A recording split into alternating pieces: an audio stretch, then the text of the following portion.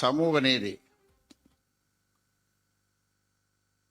2021 ஆண்டுக்கான மக்கள் தொகை கணக்கெடுப்பை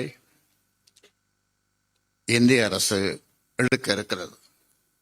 அதை சாதிவாரி மக்கள் தொகை கணக்கெடுப்பாக நடத்துவதற்கு பாட்டாளி மக்கள் கட்சி வலியுறுத்தும்.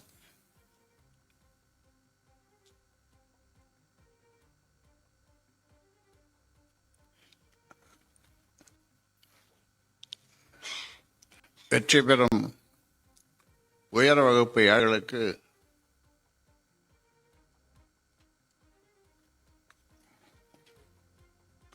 10% வழக்கில் உச்சநீதிமன்றம் அளித்த தீர்ப்பை தொடர்ந்து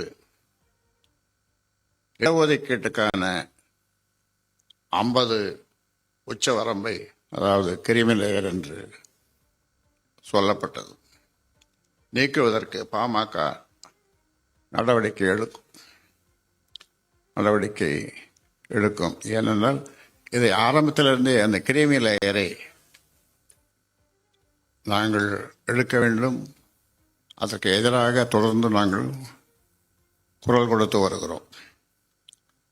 இப்பொழுது இந்த 10 விழுக்காடு உயர வகுப்பு ஏழைகளுக்கு கொடுத்த பிறகு அந்த கிரிமி லேயர் அடிபட்டு போகுது.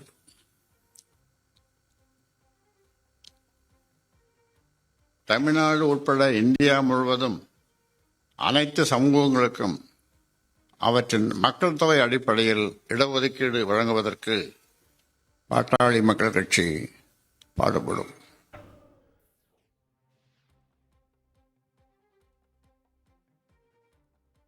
பாமக தேர்தல் அறிக்கை தற்போது வெளியிடப்பட்டு வருகிறது. தொடர்பான விரிவான விவரங்களை செய்தியாளர் சங்கரன் வழங்க கேட்போம். சங்கரன், வணக்கம். தேர்தல் அறிக்கையில் என்னென்ன முக்கிய அம்சங்கள்லாம் இடம்பெற்று இருக்கு, தொடர்பான விரிவான விவரங்களை பதிவு பண்ணுங்க.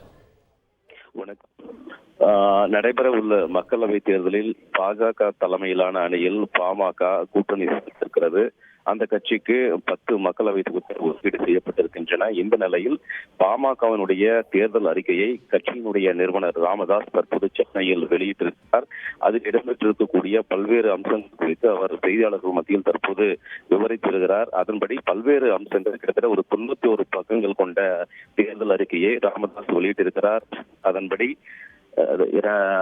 உயர் வகுப்பு ஏழைகளுக்கு 10 விழுக்காடு வழக்கில் உச்சநீதிமன்றம் அளித்த தீர்ப்பை தொடர்ந்து இடஒதுக்கீட்டுக்கான 50% உச்சவரம்பை நீக்குவதற்கு பாமக நடவடிக்கை எடுக்கும் என்று தெரிவித்திருக்கிறார். நெல் ஒரு குவிண்டாலுக்கு 3000 ரூபாயும், கரும்புக்கு ஒரு டன் 5000 ரூபாய் விலை வழங்குவதற்கு நடவடிக்கை எடுக்கப்படும் என்று தெரிவித்திருக்கிறார். வேளாண் விளைபொருட்களுக்கு குறைந்தபட்ச ஆதார விலை நிர்ணயிப்பதற்கு பாமக குரல் கொடுக்கும் என்று தெரிவித்திருக்கிறார். அதே போன்று உச்சநீதிமன்றத்தினுடைய கிளை சென்னையில் துவங்குவதற்கு நடவடிக்கை எடுக்கப்படும் என்று அந்த அறிக்கையில் தெரிவிக்கப்பட்டிருக்கிறது.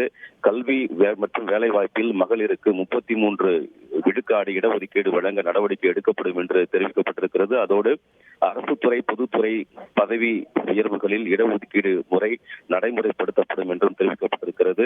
அதே போன்று தனியார் துறை நீதித்துறையிலும் இடஒதுக்கீடு முறை கொண்டு வரப்படும் என்று தெரிவிக்கப்பட்டிருக்கிறது. அதே போன்று சாதி வாரியான அந்த மக்கள் தொகை கணக்கெடுப்பு நடத்தப்பட வேண்டும் என்று வலியுறுத்தி இருக்கிறது. அந்த அறிக்கையில் அந்த மக்கள் தொகைக்கு ஏற்ப இடஒதுக்கீடு வழங்கப்பட வேண்டும் என்றும் அதில் வலியுறுத்தப்பட்டிருக்கிறது.